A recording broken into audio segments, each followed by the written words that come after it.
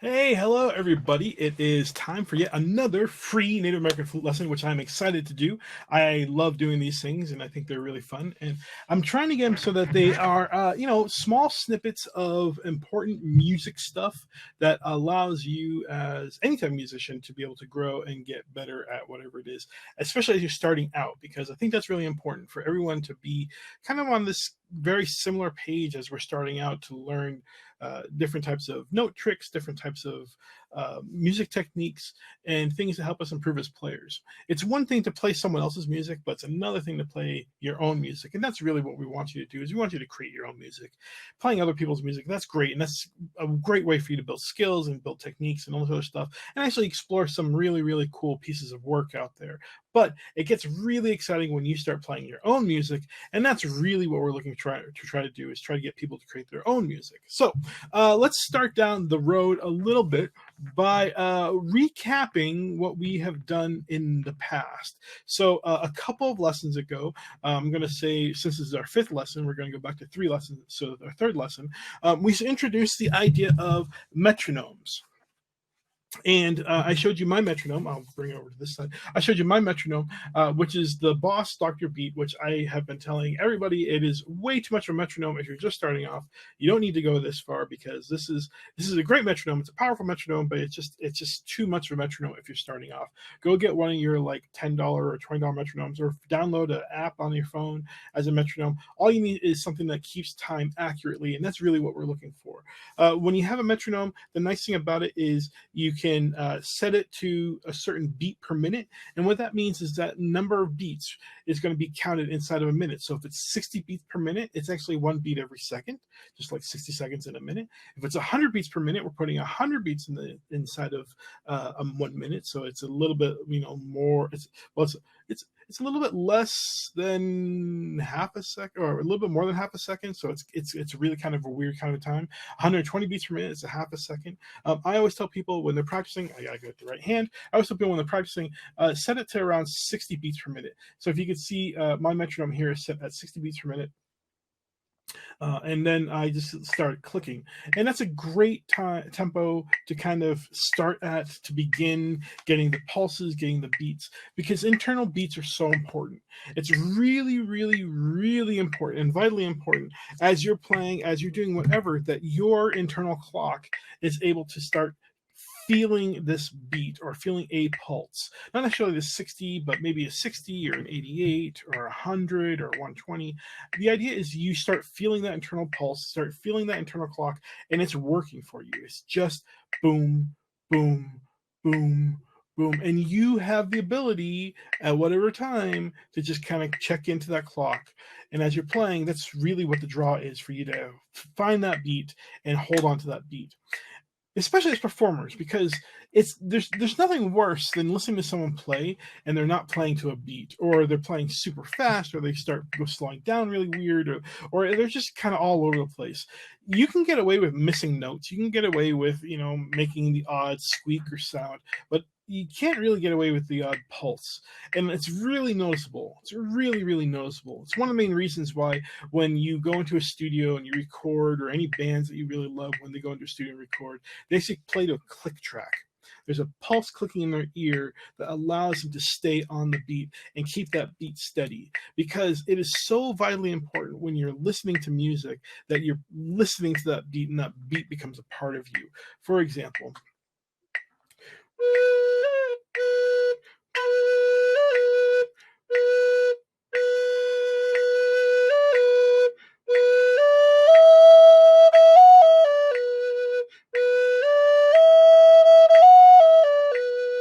so the beats really become important, because if you're playing out of tempo, if you're playing a little bit off kilter, it's a little bit out of sync, you'll hear it. You'll hear it in your ears. You'll feel a little wrong, and that's really not something that you want to do as you're performing. So beats are vitally, vitally important, and that's why we always talk about playing with the metronome. And that was really the whole key about that third lesson, was learning about the metronome. Now, the last lesson, so our lesson 4, we actually talked a little bit more about the idea of note types and how note types work in the world of rhythm. And we also introduce the concept of a time signature. And these are really important concepts. And I actually did a little bit of prep work. I didn't do prep work last time, but I did a little bit of prep work this time, where I could show you some of the note types that I was talking about a little bit better than just kind of holding up the sheet music that I was trying to do. So first, let's actually look at the idea of a whole note. And this is the granddaddy of all notes that we have, okay? So the whole note is the big one. This is the one that everything comes from. And you'll notice it's just a circle with a stem on it. I'm going to mute this for a second, and I'm going to come back to our metronome. It's just a circle without any stem on it, without any type of thing. It's just an open circle, and that is the whole note. And the whole note is so important because that is, like I said, it's the granddaddy of all notes. It's where it's where every note comes from. We start with the whole note, and the whole note is represented by the number 1. 1, 1, 1, 1, 1. I'll make sure I get the right angle. 1.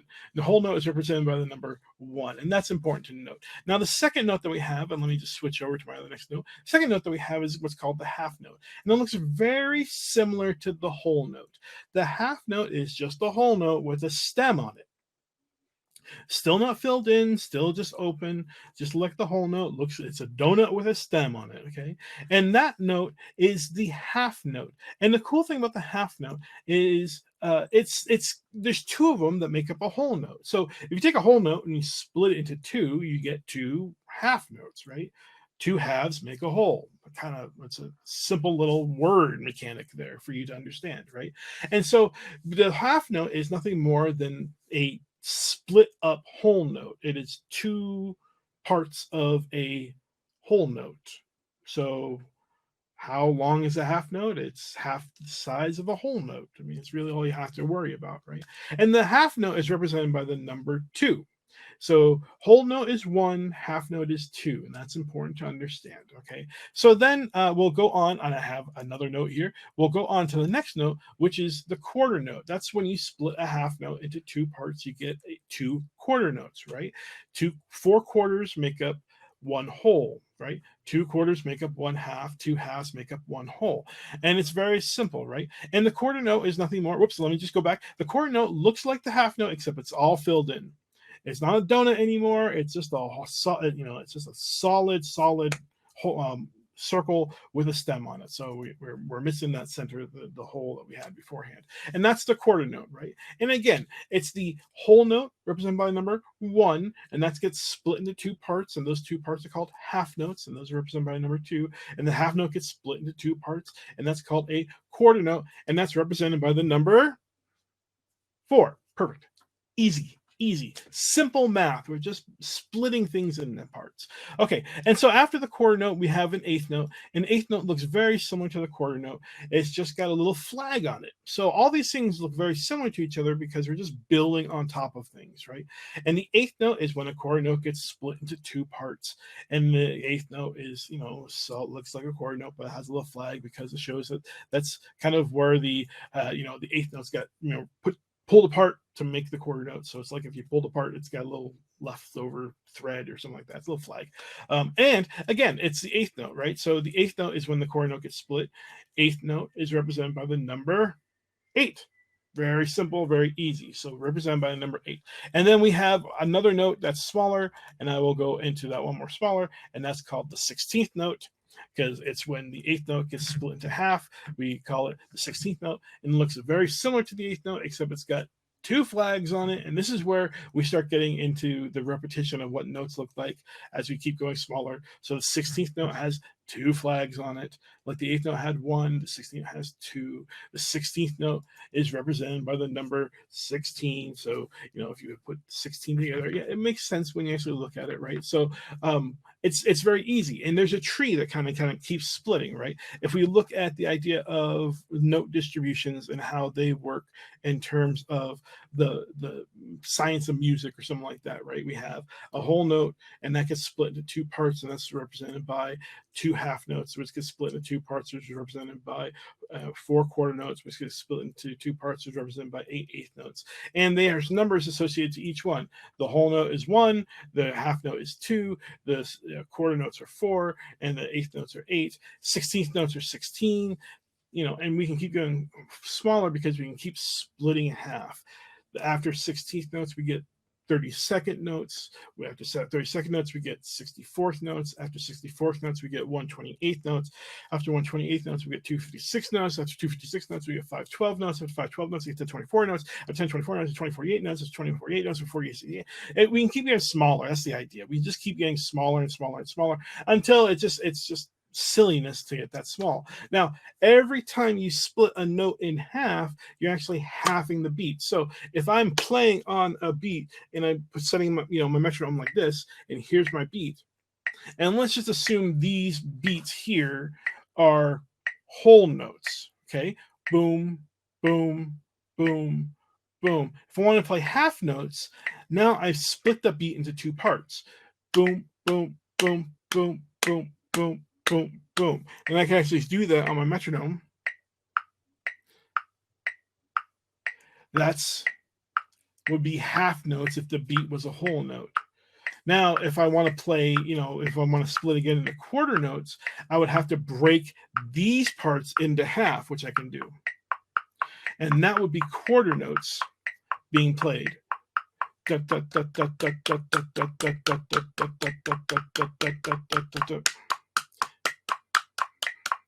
And if I wanted to split it yet again, right, and get to play eighth notes, I would have to split the beat in half, right? So I have this.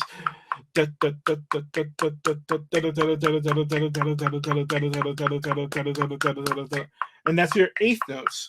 Now, if I want to split the beat into yet another part to get 16th notes, I would have to split those tiny little notes in half again.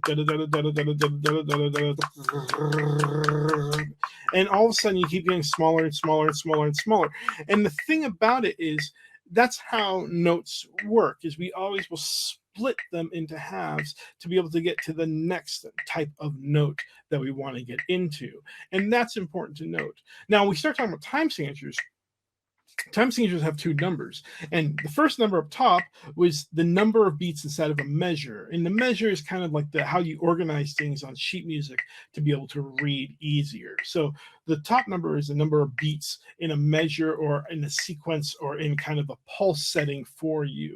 The bottom number would tell you what type of note is going to get the beat. So if I'm in the world of 4/4, the 4 tells me there's 4 beats in my little pulse segment, right?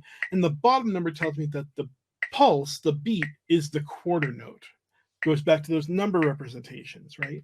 So if I'm doing 4/2, I would have 4 beats in my pulse segment, and the beat would be a half note. If I'm doing 4/1, I would have 4 beats in my pulse segment or my measure, and my note beat would be the whole note. Now, for the most part, we use quarter notes as our main beat. It's just something that's just very standard, almost so standard that we actually changed the 4/4, which is something that's incredibly common, to the world of common time. We actually call it common time, and you can see it represented by the letter C in some sheet music.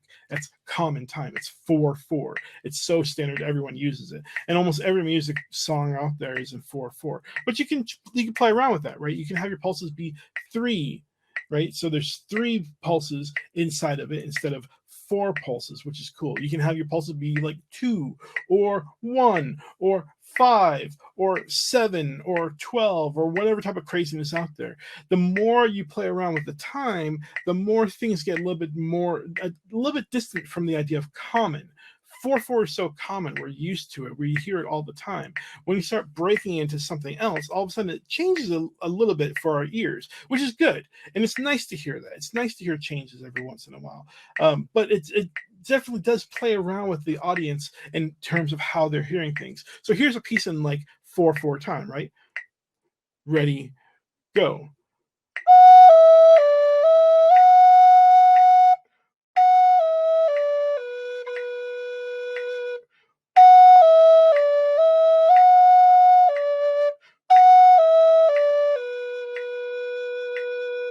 Very simple, very easy. You can hear those kind of 4 breaks, 4 section breaks inside it. Here's a piece inside of 3/4.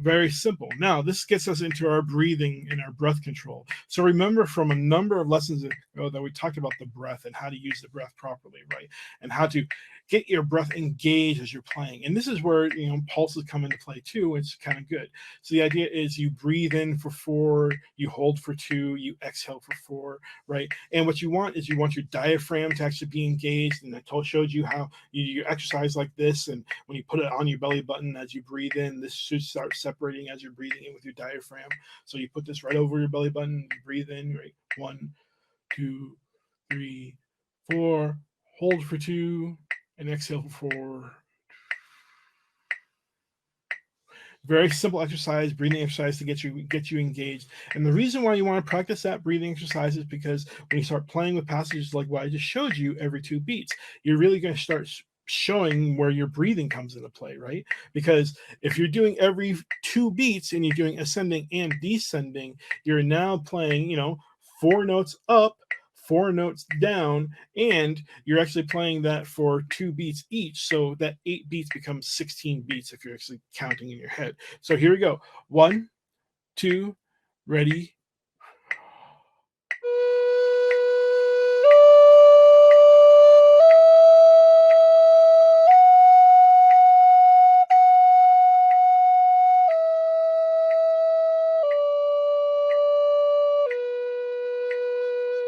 And if you haven't practiced your breathing exercises, if you haven't, started trying to get your whole breath engaged, that's going to be really tricky for you because 16 beats is pretty long. It's actually very long.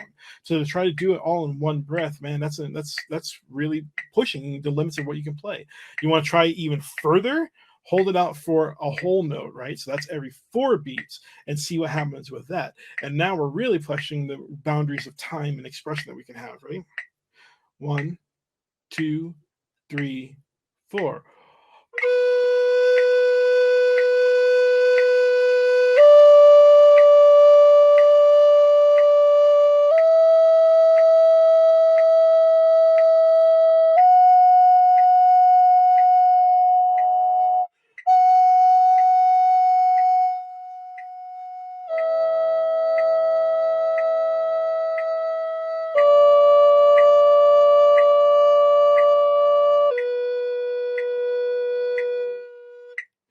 Right, all of a sudden now you're really trying to get that whole thing engaged because instead of dealing with just 16 beats, you're now dealing with 32 beats. And wow, can we play a 32 beat section?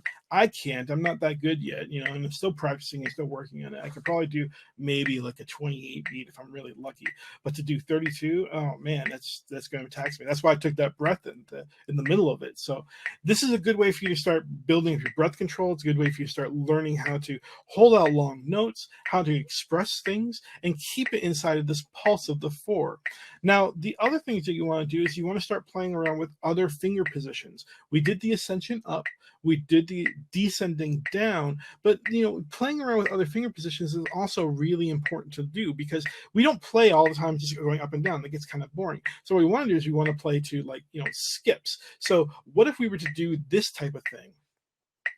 What if we were to do open to, so open or 4th position to 3rd, to open to 2nd, to open to 1st, to open again.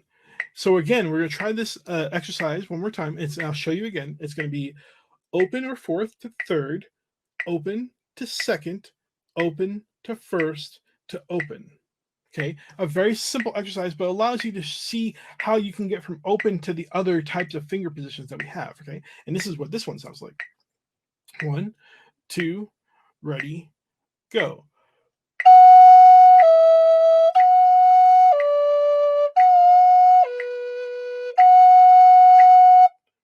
Not bad, right? And you can do it going back up again. So we did the pattern going down, like what, open to 3rd, open to 2nd, open to 1st, but we can go back up again, open to 1st, open to 2nd, open to 3rd, open. Again, just kind of going the ascending and descending, or in this state case, descending to ascending type of idea.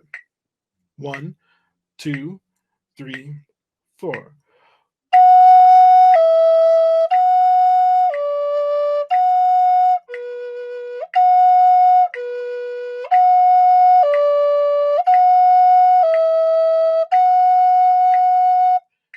simple, really easy, nothing too complicated about it, right? And that's the nice thing about this, is to be able to go, open to down to open to down, and actually create a different type of rhythm, that, or a different type of pattern that you're going to be able to use. Not necessarily a different type of rhythm, but different type of pattern.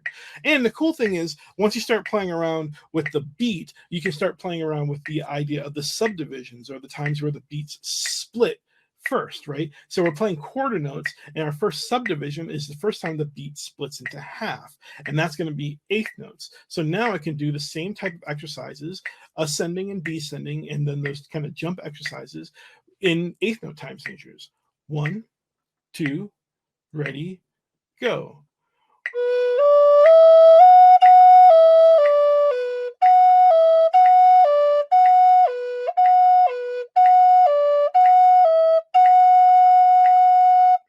And all of a sudden now I have the faster patterns that I can play with. So we've done the longer patterns, but now we've done the shorter patterns. And getting used to these type of pattern ideas, especially playing with the beats, is really important, because now it's the idea of, can I combine some of these things? What if I was to play ascending quarter notes and then descending in my jump pattern using eighth notes? How would that sound? Okay, let's just try that.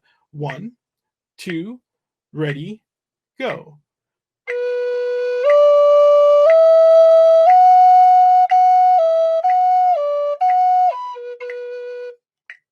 It's not bad, right? It actually sounds kind of nice. It actually sounds like a little bit of a song. What if we were to do that again and just kind of, play it twice and see what happens? 1, 2, ready, go.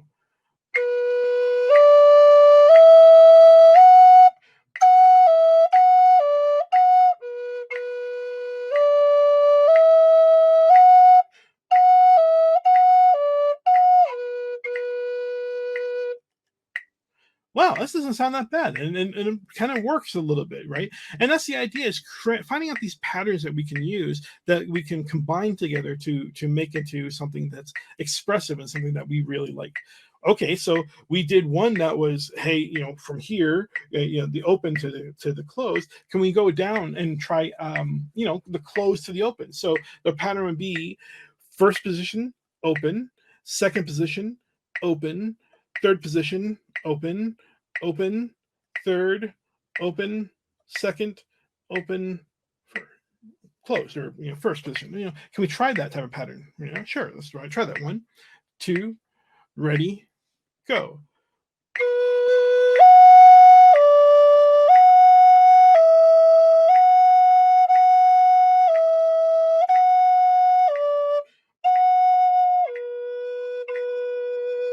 Now, what if you were to play that in eighth notes, with the idea of quarter notes being filled in the gaps with ascending and descending patterns? 1, 2, ready, go.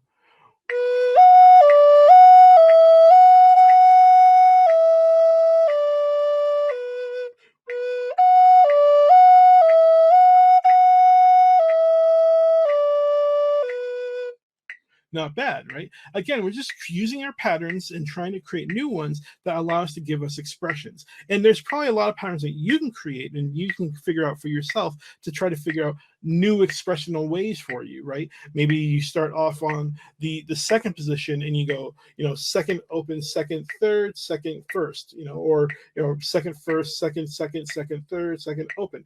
You can try that type of pattern, something that sounds like this.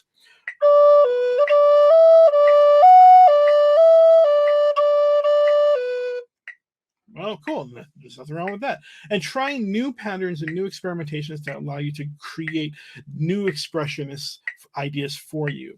That's the trick about what we're trying to work on now, is we have our beats, we have our kind of organizational ideas, and now we're trying to put these new patterns together so that you can create your own expressions, because again, we're going to try to create your own music. This is going to work for both, when we start reading music as well as when we start just playing our own. Is this idea of repetition and understanding where the positions go and how they sound together. It's most important that when you listen to something, or when you're actually playing, that you hear what it sounds like, so you can say, can I organize that into a different thought? Can I organize, my ascending patterns, and break it up every once in a while with a half note? So I go,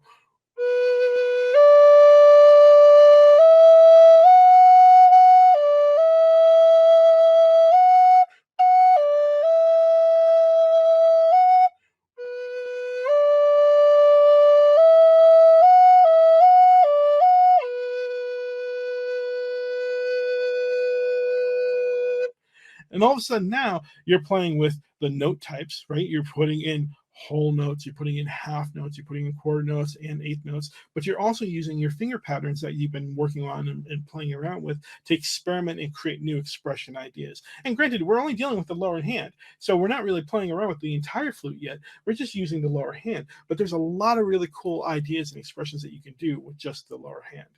So, with that being said, that's really where we want to get you going, is starting to think about for yourself this new expressions, these new patterns, and kind of new concepts that make you go, okay, I can create something that's really fun. I can create something that's kind of cool to me, and something that I think is going to be really meaningful and powerful over the course of um, in the time that I'm practicing and playing. So that's what we want to. We want you to start learning how to incorporate all this stuff into your own things, into your own music, into your own ideas, so you start creating just the most amazing music out there.